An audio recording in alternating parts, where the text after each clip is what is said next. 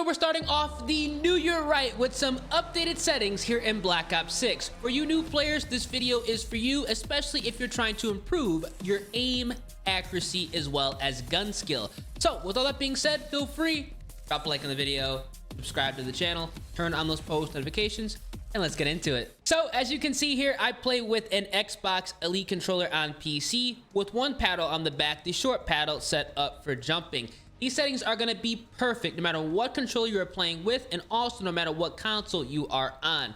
So for the button layout, I do play on tactical. Tactical is going to be a great button layout here in Black Ops 6, allowing you to remap your crouch and prone button by just pressing down on the right thumbstick. This is really important, especially if you're trying to win a lot more close and medium range gunfights, because you're going to essentially allow yourself to perform a drop shot and still be aimed down sight. You can still maintain your accuracy at longer ranges, overall making you a way harder target to take out. Definitely make this adjustment. Now, what you're also going to see here under my horizontal and vertical stick sensitivity, I have made some changes.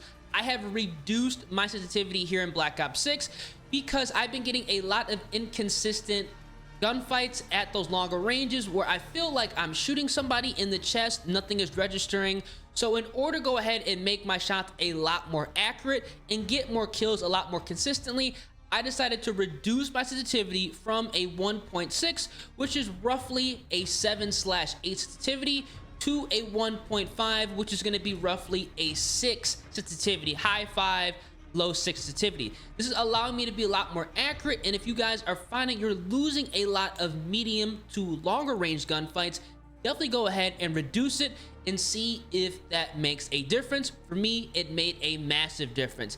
I've also made some other changes as well that are going to be helping out long range performance. We will get into that in this video also.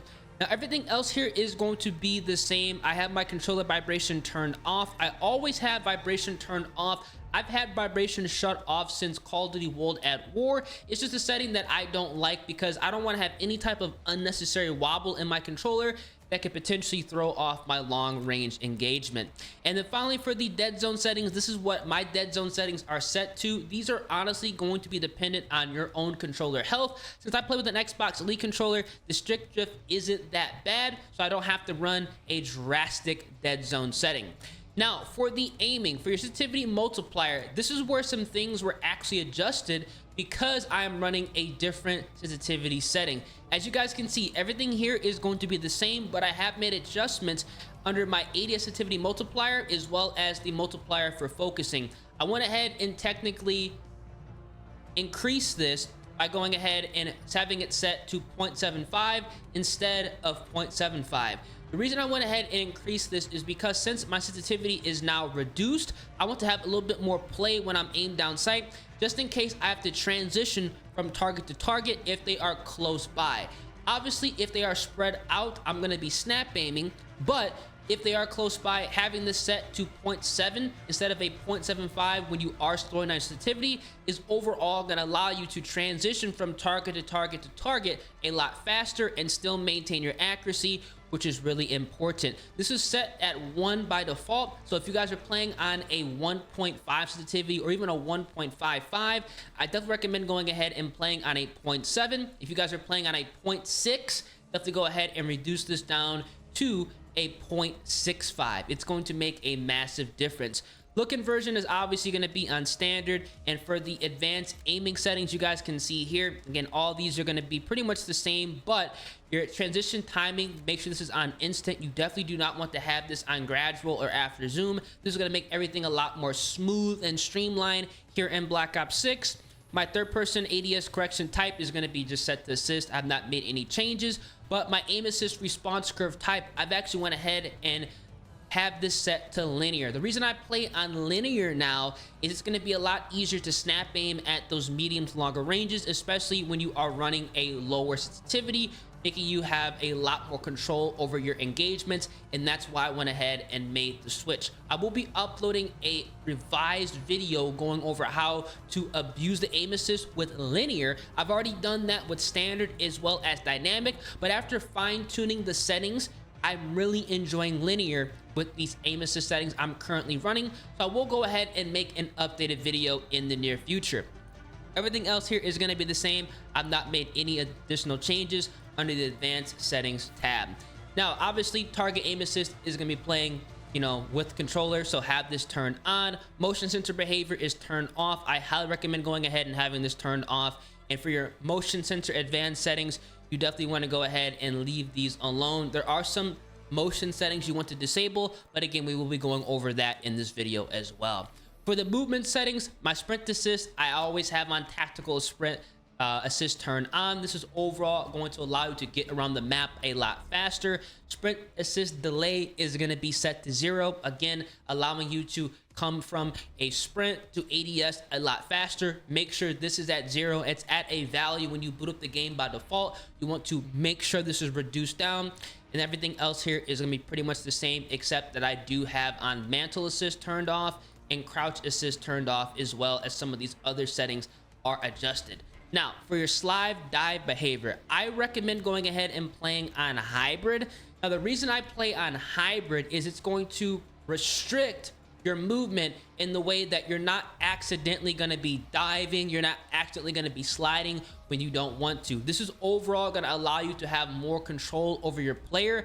Yes, you're not going to be able to utilize the Omni movement as fluid as some other players, but at the same time, the last thing you want to have happen is you trying to win a gunfight at close range and you accidentally dive and end up losing. That's exactly why I have this set to hybrid. And everything else here is going to be the same. I've not made any other changes. There's some minor things I've done. Like I said, the sprint assist, mantle assist, crouch assist, and the slide dive behavior. But for the most part, everything else here is going to be the same. Now, for the combat settings here, everything else is again going to be the same, except that I do have my C4 detonation set to 1x1, just so I can activate the C4 if I decide to use that without actually having to throw both of them at the same time, which can be really frustrating, especially if you play Warzone. I recommend going ahead and having this 1x1. And again, everything else here is going to be the same. I've not made any other adjustments under the combat setting. But this is pretty much what you want to be doing for your controller settings here in Black Ops 6. Now, for the graphic settings, the only things you want to adjust are going to be your ADS FOV. It is really important that you guys are playing on the 100 to 120 FOV window. This is going to be really helpful, especially at those medium to longer ranges, when you do couple this with the affected ADS field of view. I see a lot of players playing on independent, which is cool, but affected is going to mirror your FOV, whatever iron sight or optic you are running. So in a way, you're going to have less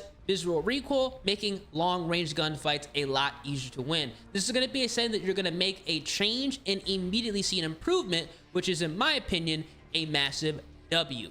Now, everything else here is going to be the same, except that I have went ahead and turned off world motion blur, and I've also turned off weapon motion blur. It's very important to shut these off. This is going to give you a really annoying haze and a film over your gameplay, and it's going to make acquiring targets at those medium to longer ranges, and also players that are in dark corners. It happens a lot here in Black Ops 6. Really difficult to see if you do not have these turned off. And then finally, for your first person camera movement, you want to go ahead and set this to 50%. This is so your screen shakes less when an explosion goes off, overall giving you more control. Definitely a setting you want to go ahead and turn on. Now, for your inverted flashbang, this is going to be a personal preference setting. Flashbangs are annoying in Black Ops 6. They added this setting in Modern Warfare 3. Luckily, it transferred to Black Ops 6, so I have this on just so the flashbangs are a little bit less annoying. These are going to be all of the graphic settings you need to adjust. Now, don't forget the audio settings. Don't call me ears for nothing. These are really important here in Black Ops 6. My master game volume is set to 100%, but obviously my gameplay music volume has been reduced to 30. You can tell in this video, it's not blasting crazy loud. It sounds good, but it's annoying in game. So if you're wondering how you can reduce that, this is how you can get that done. Everything else here is going to be the same, except that I am playing with the headphones bass boost setting enabled. This is really helpful, especially if a headset that you've purchased within the last like 7 years. Seriously, I have Astro A40 TR headsets, dinosaur grade headset, and it works perfectly here in Black Ops 6 with headphones bass boost. You can hear footsteps and gunfire a lot easier, allowing you to essentially pinpoint where enemies are at without the use of a UAV, which is a massive W. Everything else here is going to be the same as far as the audio settings go. And for the voice chat, because, you know, I'm making content, I'm talking with the mic, I have it on push to talk just so I'm not annoying the lobby 24/7. Definitely a very important setting to have enabled. You don't want to get com banned here in Black Ops 6 because trust me, it can happen.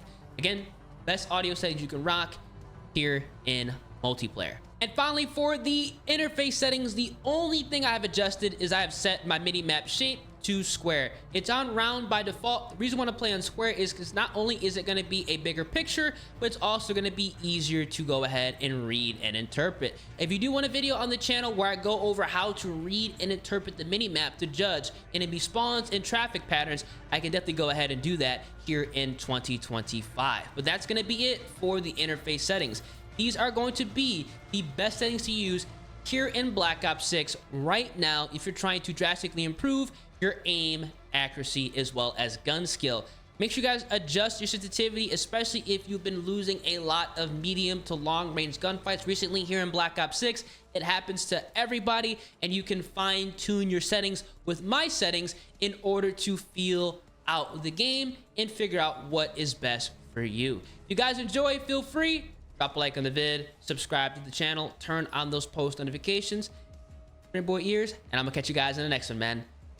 Deuces.